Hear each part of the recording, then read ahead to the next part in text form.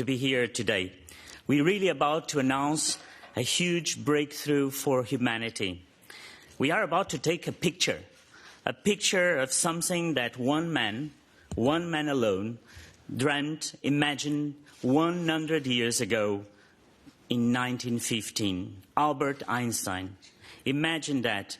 This idea that a very big weight transforms geometry, that when the mass is too heavy, you make a hole, a mysterious hole, where nothing can get out of it, where all it's absorbed. Michael Kramer here from the ERC said the history of science will be divided into the time before the image and the time after the image. And you know, for my generation, it's all about the imagination of something that was in between science and fiction. At the age of 9, I went with my father to watch the movie Black Hole. And I remember coming home and for the first time in my life, 9 years old, thinking about what's the meaning of life? What am I doing here? Is there any parallel universe? That's what really got me excited. And probably the question that we have to ask to us, to everyone here that really loves science, is to think about, what about in 100 years? Einstein was there 100 years ago, but in 100 years, what have we and what will be the discoveries? The things that we'll discover from this knowledge. You know, I see Robert de Graaf there that wrote a great book about the usefulness of useless knowledge.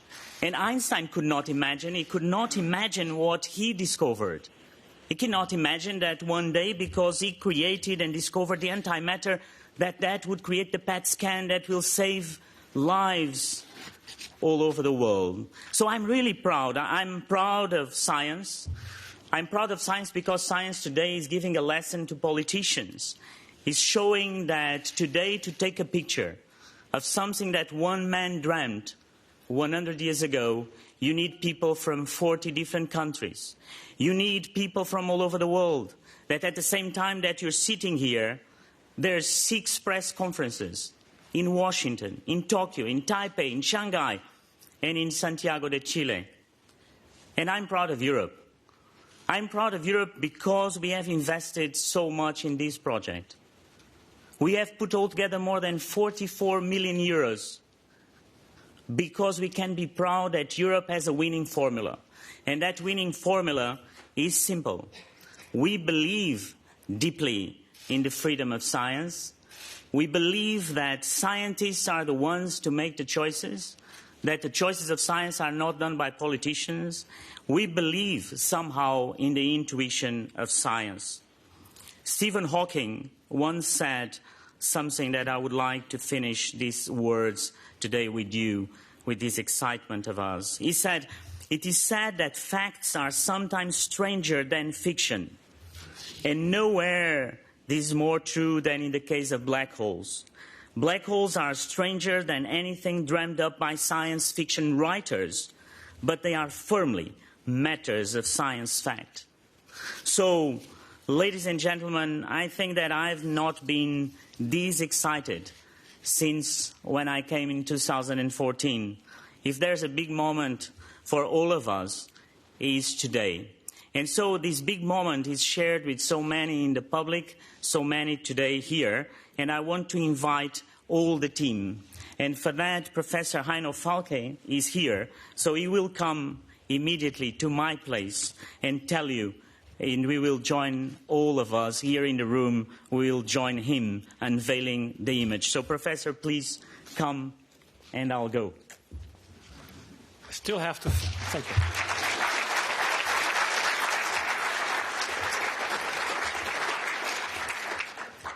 Now I have to fill the time, actually, until we're allowed to actually, start the unveiling sequence. Introduce yourself and your team.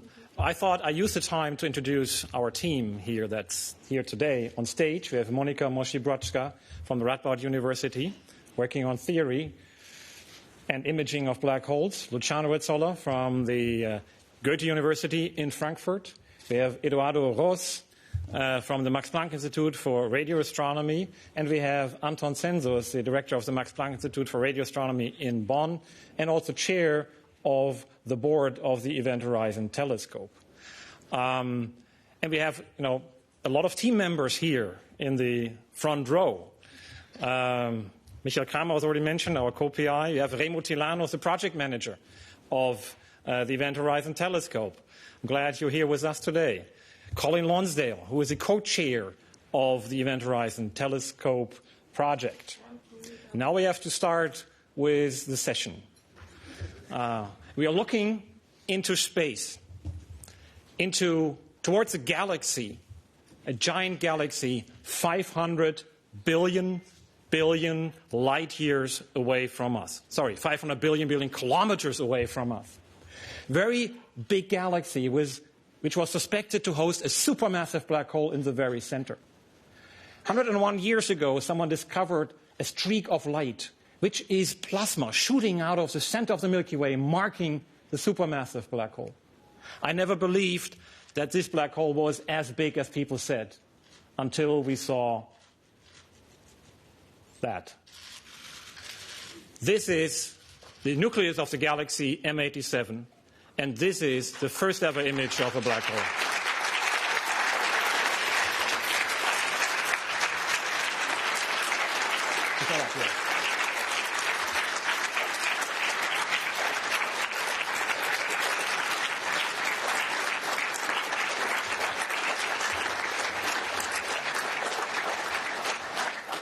Das ist das erste Bild eines schwarzen Lochs. Dit is het eerste foto van een zwart gat. C'est la première image d'un trou noir. What you are seeing here is the result of many people working together. You have probably seen many images of black holes before, but they were all simulations or animations. And this is so precious to all of us, because this one is finally real. What you're looking at actually looks like a ring of fire. And it's actually created by the force of gravity, by the deformation of space-time, where light actually goes around a black hole, almost in a circle. And that creates that circle that we see here. It has a diameter of, I forgot the number actually. 100 billion kilometers. Now I got it right. It has 100 billion kilometers. But actually, at the distance, at the huge distance of M87, it actually will appear as a mustard seed in Washington, D.C., as seen here from Brussels. The size of the ring is actually determined by the mass of the black hole, and very independent of all the parameters of the black hole or the modeling. And so we can derive from that size directly what the mass is. And it's 6.5 billion times the mass of the sun. That is an enormous black hole that we see there. We see also more in there. We see this dark region in the middle. I've always been asked by my colleagues, or told by my colleagues, you cannot see a black hole, can you? And I think they're right. You cannot see a black hole. But you can actually see its shadow.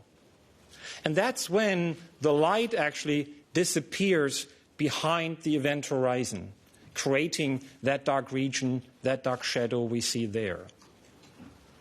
And this is amazing if you think about it, where if you know the story behind that image, we're looking at a region that we've never looked at before, a region we cannot really imagine being there. It feels like really looking at the gates of hell, at the end of space and time. The event horizon, the point of no return. That is awe-inspiring to me at least, but it's also important for physics. I think my colleague Luciano Rezzolla will now continue and explain to us why this is so important.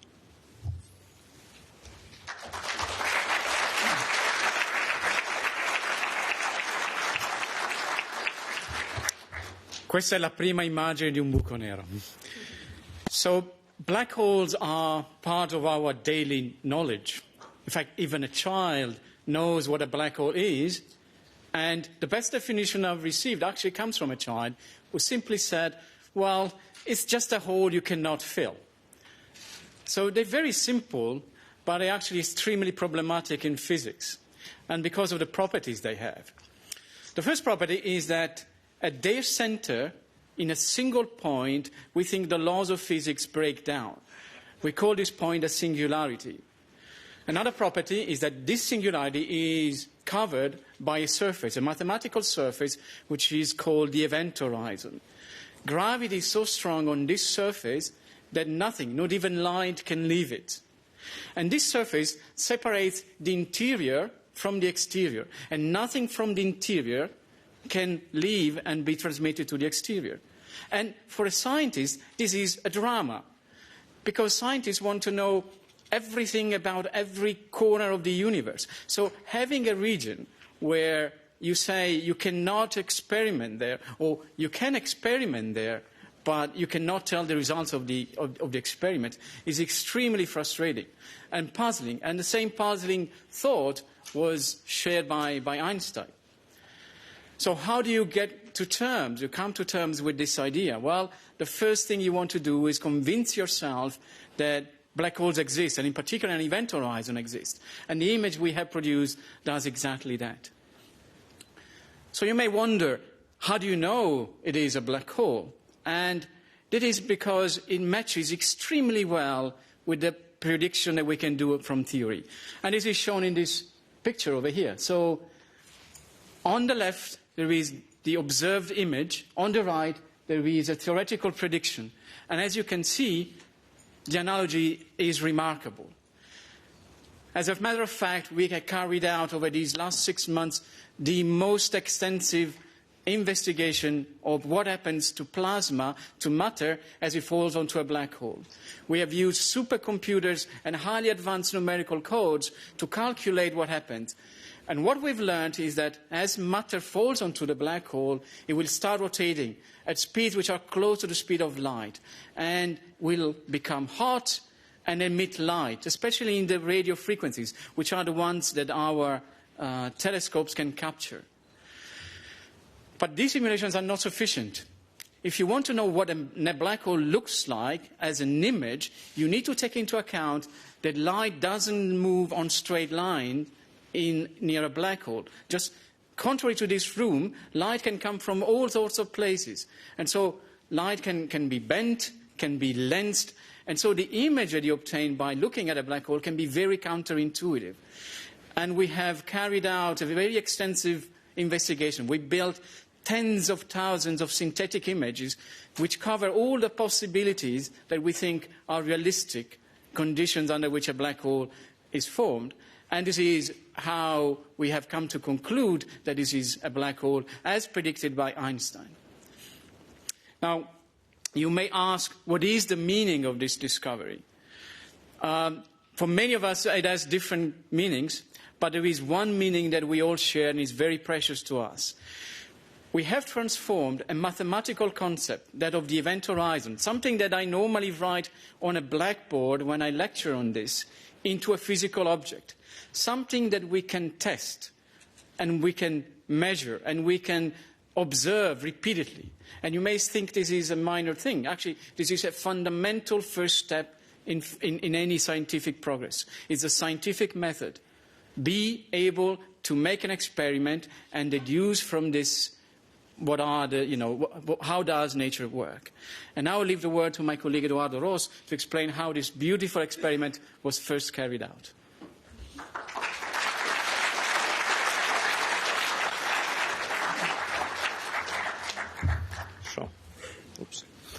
So, astronomy is not something that you do just from your desk.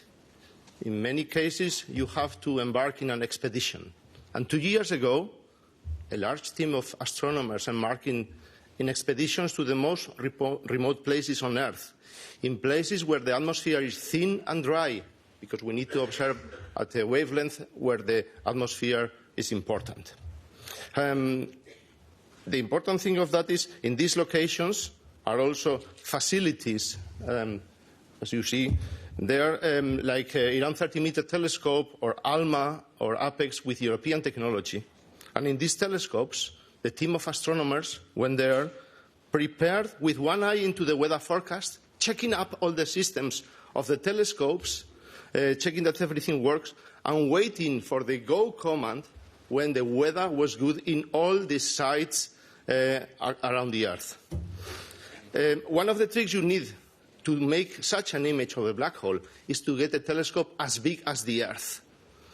And to get that, the small pieces of this telescope are parabolic antennas, which you can see the locations in the picture there.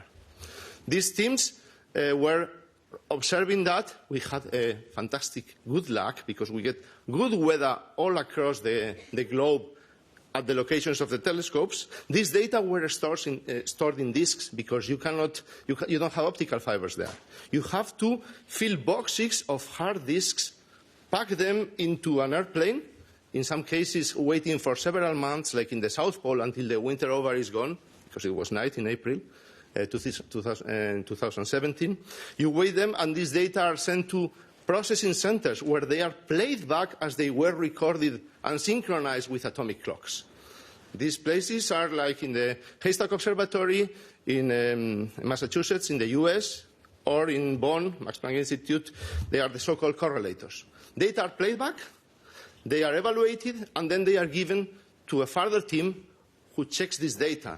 Every telescope is different. You need to correct for the characteristics of each telescope, put all that together so that you get a telescope as large as the Earth.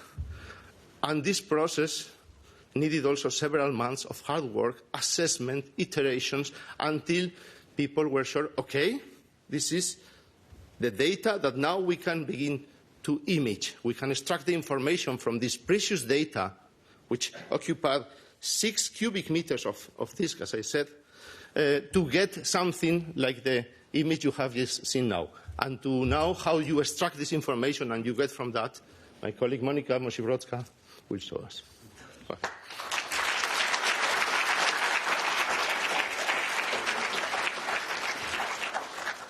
You may wonder how this image was made in the first place.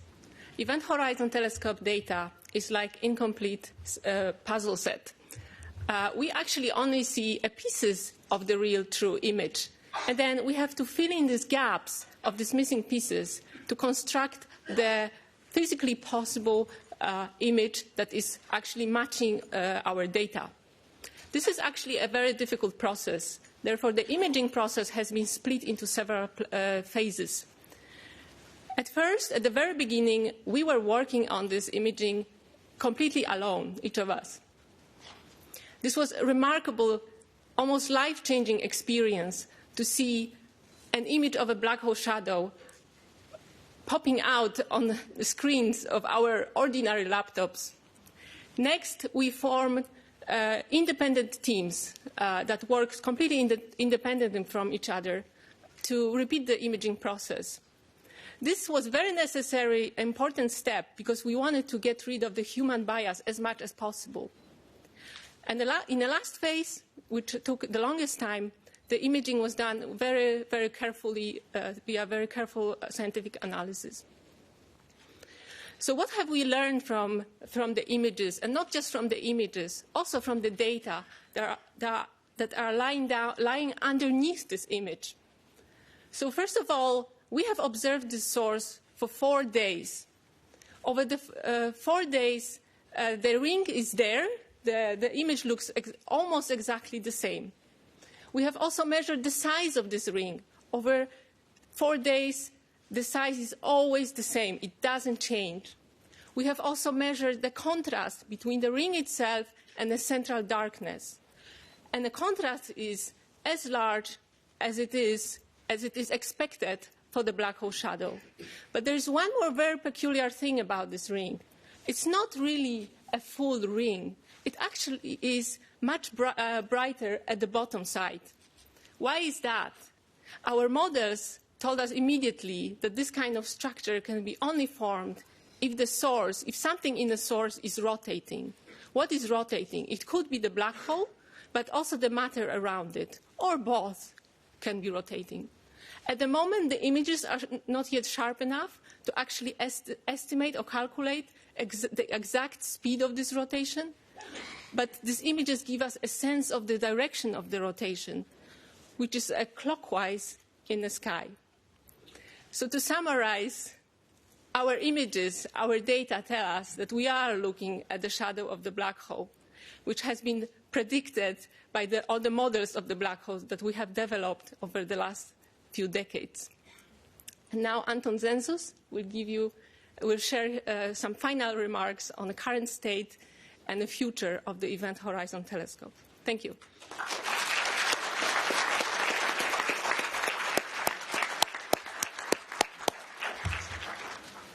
So my job now is to put it all together for you. The Event Horizon Telescope is a very ambitious project, but one with a very clear goal.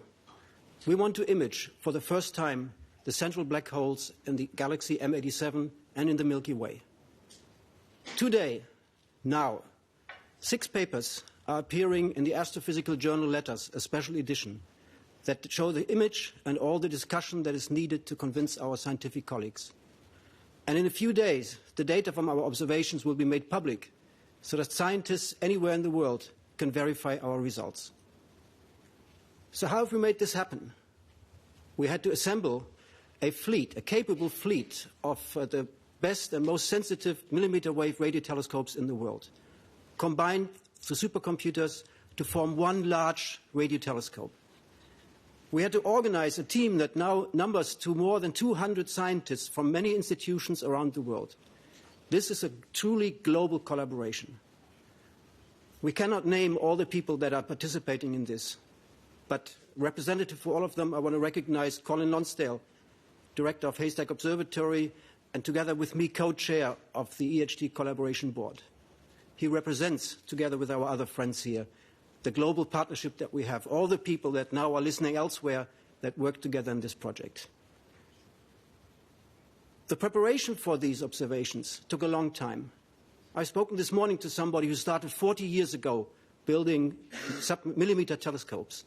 And so you can say several decades of preparation went into what in 2017 was for the team a very, very difficult, a complicated experiment to perform. This experiment was successful. This story is not a story of one hero. Instead, there are many heroes to this story. I'm proud to work with these people, and we salute their achievement. A number of them are here in the room today, ready to meet you later. So in Europe, how were we able to play a leading role in this endeavor?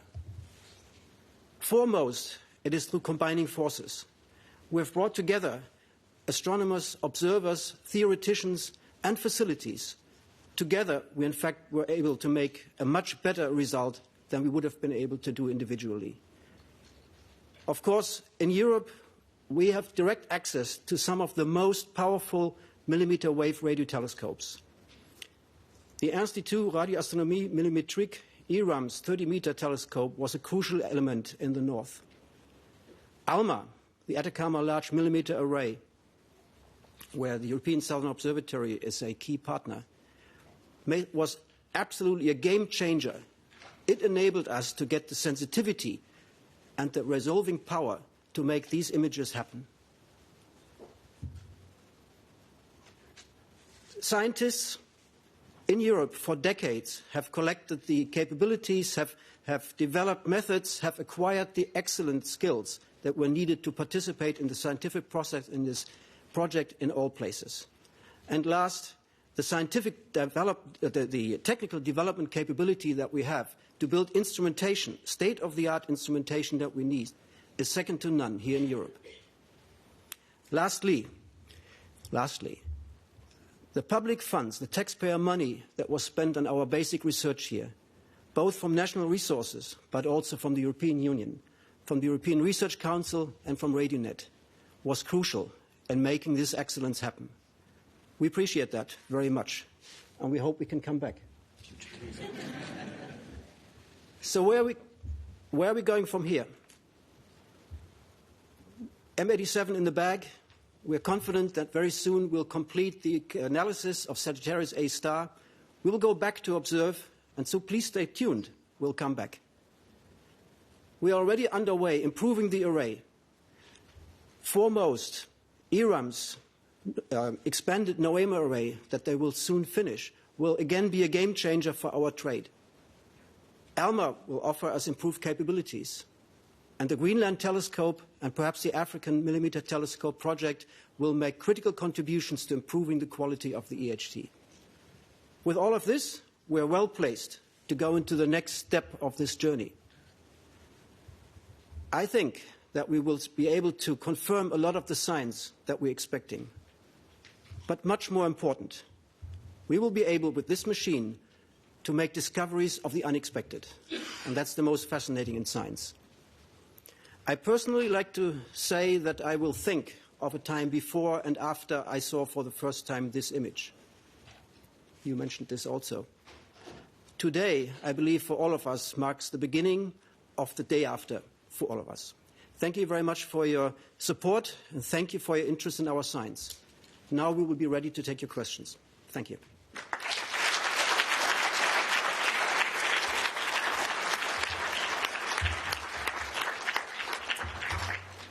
Thank you much for these presentations, and I dare say our press room will always be open for such extraordinary announcements. Now we can turn to your media questions. Let me point out that we've published abundant not only press material and words, but more importantly audiovisual material on the Commission website. May I please ask you to introduce yourselves by name and media, starting in the middle?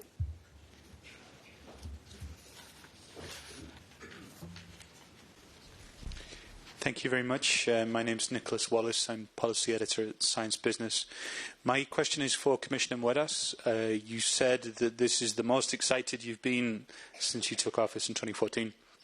My question is, do you expect any more excitement before your term ends? And if not, given that this was an international project that the Commission contributed to, what should be next for the EU and international collaboration in science? What do you think the next big thing should be for the next Commissioner? Thanks. Thank you very much for the question. Yes, I think that this is really the pinnacle. I mean, I had exciting moments, exciting political moments, exciting when I was able to put forward to the College of Commissioners a proposal for 100 billion euros for the next science program. That really made my heart beat very much and made me more nervous about it at the time in a positive way.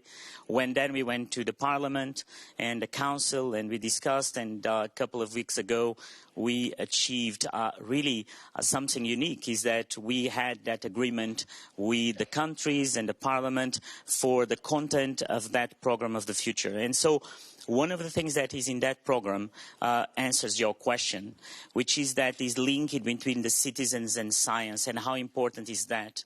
And so we want to define this idea of the missions, the mission-driven science, because we want European citizens to feel connected. And that connection that happened here today, it's a proof of that. You know, I've never seen this room so full, or if I've seen it, was not for positive reasons or for reasons of crisis, and not for positive things. And it's so refreshing to come here, to see so many people, to see people clap. I mean, it's very rare in a press room to have people clapping. And so I think that is a sign for politicians that you should look at science in Europe as really the engine of growth and the only way forward to be the center. And so in terms of international collaboration, and I've said it so many times, I really believe that this is all about the European program to be open to the world.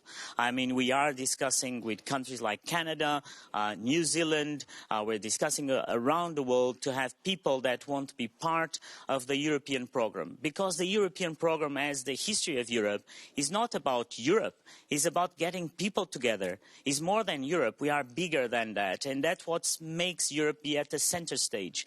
And so I think there's really for the next couple of years, that will be the mission. The mission is to get everybody on board in a place that is quite unique. You know, I mean, there's not a lot of places in the world where you have the funding that we have for fundamental science. We have Jean-Pierre Bourguignon sitting there with the European Research Council. I mean, that's quite unique, and so I'm proud of that. And yes, today is a really a proud moment. Yes, Natalia? Thanks for the question. My name is Natalia Drozdiak. I'm with Bloomberg. I was hoping that you could help us understand a bit what impact this discovery has on our understanding of conventional physics laws and how that's going to change now, especially with Albert Einstein's theory of relativity. Thank you. So, theory is eagerly waiting for confirmations. And Einstein's theory of relativity is the one that we know best and the one that has so far passed all the tests. And this is another very important test. This is the first ever image, and this gives us great confidence that relativity, as the one we understand in the strong field regime, where curvature is very, very strong, actually follows exactly what Einstein predicted. If you look at the literature, there are a lot of ideas for alternatives of black holes, and this is something you finally can actually test. We're only just starting to do this. We can now say it's not a wormhole, for example, but many other things we will test in the future, but it can be done now. Now it becomes experimental science. And we have gravitational waves, and we have pulsars, all testing gravity in an area, in a regime, which has been inaccessible before. And so I think this really transforms the study of gravity in a fundamental way. Really different methods, different scales. Thank you. Gentleman here in the front. You can take a mic on your side, in the seat.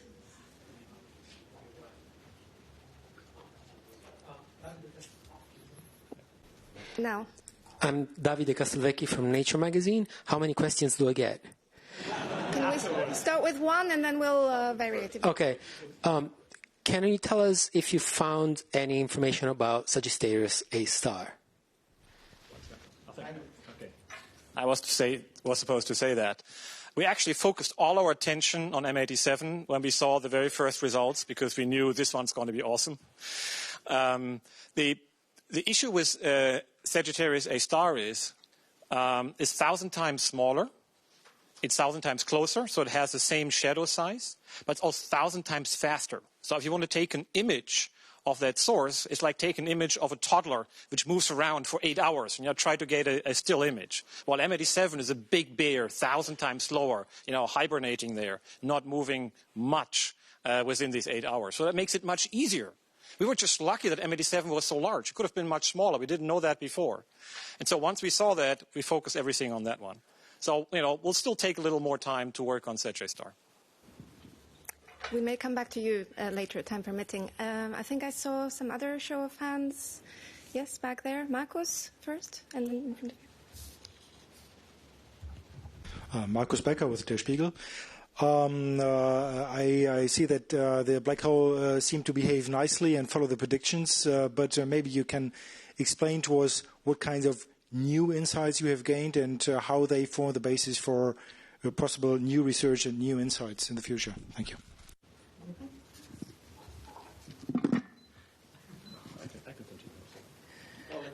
So far, our observation is actually exactly what we have expected.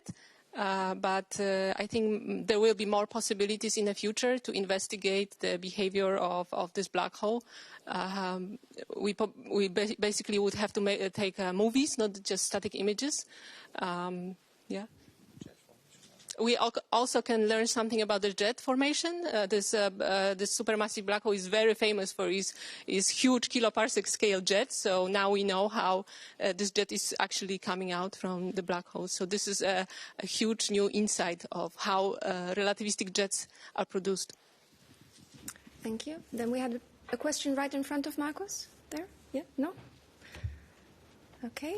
Well, maybe while you continue thinking about questions or we come back to nature, we also have a number of people following us on social media and online, and they also had the opportunity to ask us questions, so I'll take a couple of those. Firstly, how can you take photos without light? Well, radio is also light. The radio waves as light as the eye that enters into these detectors we have here, which are called eyes. we use the light, the waves that come from the remote black hole region in such a quite tricky way, because the same light that arrives to the Earth, the same wave comes to all the different telescopes, and we trap this front of light in our computers. We can then reproduce and play back that. But this is also the radio light, which is also the same light that comes into the mobile phones and all that. We are working in the electromagnetic spectrum. Then we can use this light to see the black holes too. What we see in the image is actually light that is produced by plasma around the black hole. It's true that we cannot see the black hole. It's black, so you cannot see it. But we see its shadow that is being cast on this glowing plasma. So we are actually taking a picture of light. One little detail, we think that the black hole is actually really engulfed in an optically thin, transparent, glowing fog, actually quite significant. Then we'll take another question, which I think is rather directed at Commissioner Moedas, which is how will the EU support astronomy, that we're now all very fascinated about, in the next EU research funding program? I think first we support it in the name of our new program. You see, Event Horizon Europe. I never thought about that before, but I think it's a good one. I think that the way it's very important that Europe keeps on being the leader of fundamental science in the world. I mean, that's where we are at our best. And so when we approached on this proposal for the countries and for the Parliament to go from 13 billion euros for the European Research Council to 17 billion euros of the European Research Council, that's exactly about fundamental science. And that's exactly to put this priority as a European priority. Because if we can differentiate there, I think that we can differentiate for the future of our children. Because what I love about fundamental science, and I think that's the question from the journalist over there, which was, but what do you take from here? What are the impact? And the things that we don't know, there's so many impacts that these will have in the future. I think that it's interesting to look at the people that are young now, the very young ones, and think the impact that they will see from these in 50 years, and the fact that we don't know. And that's something that is for the good of Europe and for the good of the world. So I think that if there's a place in the world that invests in fundamental science, it's us, and we should keep doing that for the future. So on the program Horizon Europe, we will keep investing very heavily on fundamental science. Thank you. Of course, Anton? From my perspective, and that is that it is very important to see that Europe is investing in the great brains.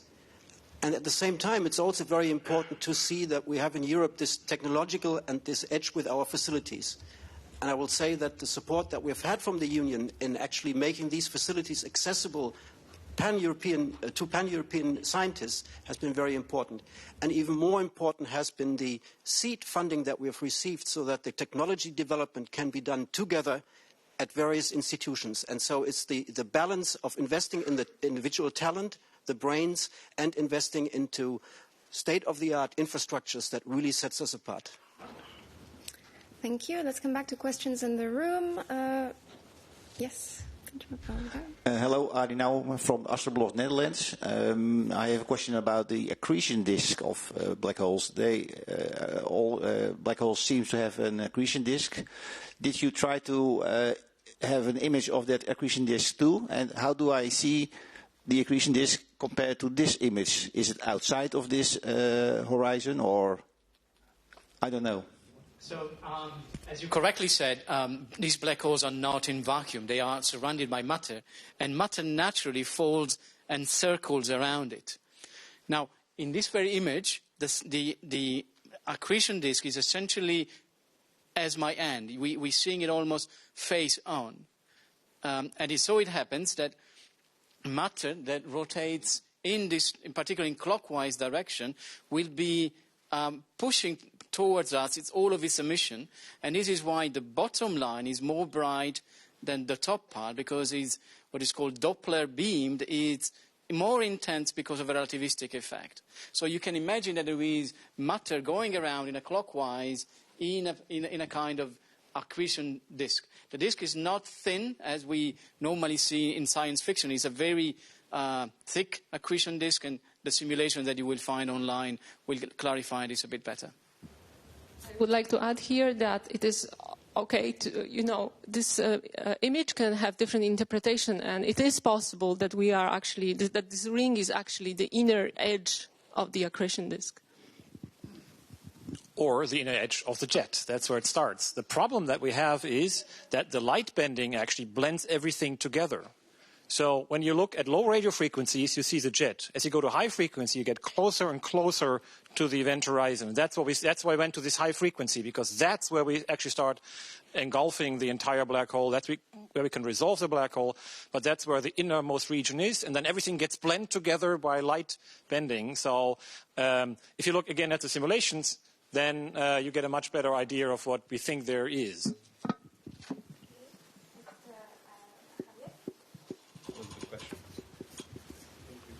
For the Spanish news agency Agencia F, does the black hole actually has a name other than the black hole of the M87 galaxy? It didn't have a name.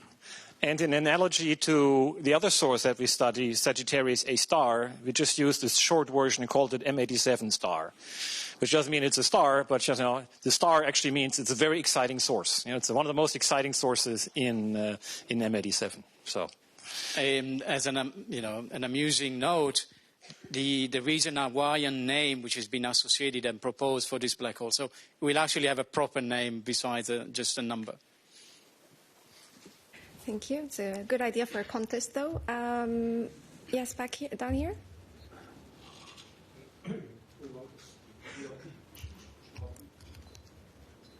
Push the button and wait until it turns red. Yeah. Koen Wouters, VRT Belgian Television. Have you found something which was unexpected or contradicted Einstein's relativity theory? Unfortunately not. I think it was mind-blowing to see that in the first place. Had it been completely different from our expectations, we would have had to puzzle for like 2 more years to really, see had we done something wrong. Of course, at some point, you hope to find something that you did not expect in your simulations. By now, everything seems to fit perfectly. Actually, amazingly perfect. I should say, actually, Monica published, shockingly, she published a paper 2016. If you just convolve it to what we observe today, it's almost what we see now. Thank you. Any further questions in the room? Yes. Hello, Dr. Lorenzen, Deutschlandfunk. Can you really exclude any possible, maybe remotely possible alternative explanation? Or could it be, for instance, connected to the area where the jet is launched? Actually, no, we cannot exclude. There are many alternatives to black holes, and there are many black holes in other alternative theories of gravity. What we are doing right now is excluding some of them. For instance, wormholes, as Aino has mentioned. We can exclude boson stars, which is also a very popular alternative. There are other alternatives which are more subtle and will require future observations. But what we see is consistent with Einstein's, and that's the simplest explanation. All of other explanation requires some more exotic explanation that would be difficult to explain with astrophysics, for instance, but are still allowed by the theory. One little addition, we ran our simulations actually all kinds of physical scenarios. So we had actually disk-dominated, jet-dominated. Emission would come from all over the place, and turned out it almost always looked the same because of the light bending. That is the dominating effect. So, we simulated all of that, and wherever it comes from, the GR wins and sort of makes that shadow. That was actually the predictions and seemed to work out very nicely. Okay, we'll take another question from social media. Are there any other galaxies that we know of where we might be able to observe black holes? Yes, they are, and they are in our list. I mean, this galaxy and Sagittarius star are very strong. As long as we develop our telescopes to go to bigger collecting surfaces, which make us more sensitive to the photons coming from the universe, we will tick our list and check for the next ones. The problem is if you want to resolve the black hole, you have to go to higher resolution, and you need a telescope larger than the Earth. And that you can only do from space. And so watch for some papers in the next couple of weeks or so which will describe how you could do this. Do we have any final questions? Yes, the gentleman back there. You have a microphone and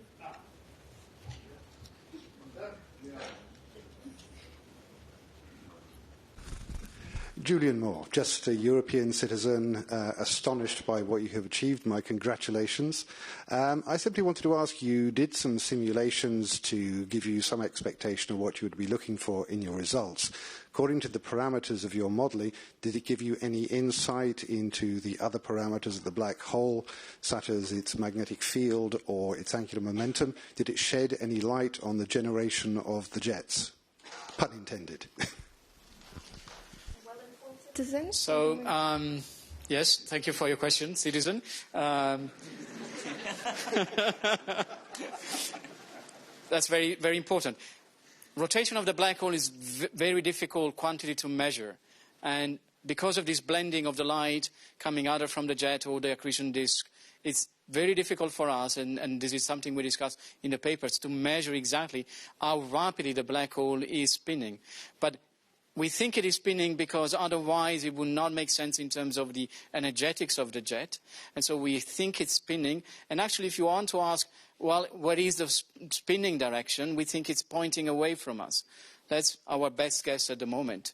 And learning about magnetic fields, that's something that we are working on. But right now, we don't have a conclusive answer yet. Again, these are much higher, much more difficult quantities to measure, and we hope with a future observation to nail down also this information. I would like to add here that at the moment we have a sense of rotation. So this is something that I mentioned, that it is clockwise on the sky. So this is something that we are certain about. I may add on the magnetic fields that these data have still treasures waiting for us. We have obtained the total intensity images, but we are working also in the polarized light, which is also in the data. And when we learn about the polarized light, we also learn about the magnetic fields. This is one of the next things in our to-do list. Thank you all. We will be closing this press conference shortly. Before I invite Commissioner Moedas to formally and officially close the press conference, let me, of course, thank our speakers here and all of you for being here today. I would also like to thank our interpreters and technicians, because it's not every day that they have to translate such a scientific language and also put up all this show. Our scientists will actually be with us still afterwards, so if journalists belatedly think of any questions, they're welcome to approach them. And with that, Commissioner, the floor is yours for the closing remarks.